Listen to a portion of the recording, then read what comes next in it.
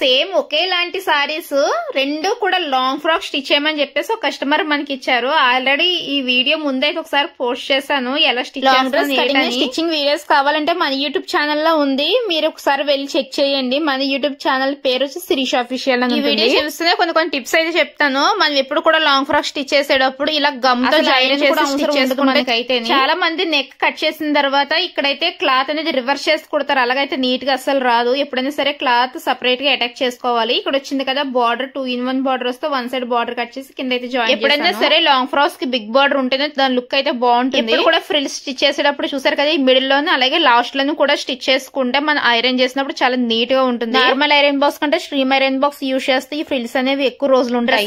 Complete అయిన తర్వాత final output అయితే ఈ విధంగా ఉంది. నిజంగా చెప్తున్నాను, సూపర్ అంటే సూపర్ ఉంది. మిడిల్ లో స్టిచెస్ ఇప్పిన తర్వాత చూస్తారా లైన్ అనేది కనిపిస్తుంది కదా, ఒక్కసారి మళ్ళీ ట్యాప్ చేస్తే పైన ఐరన్ బాక్స్ అది కూడా కవర్ అయిపోతుంది. లుక్ అయితే మాత్రం చాలా అంటే చాలా నీట్ గా వచ్చింది డ్రెస్. మీకు ఎవరికైనా ఇటువంటి కస్టమైజేషన్ అవుట్ఫిట్ కావాలనుకుంటే ఇన్స్టాగ్రామ్ లో డిఎం చేయండి. మన ఇన్స్టాగ్రామ్ ఐడియా వచ్చి SiriM2313 అని ఉంటుంది. నెక్స్ట్ వీడియోలో ఇంకొక అవుట్ఫిట్ తో అయితే మళ్ళీ కలుద్దాం. బాయ్.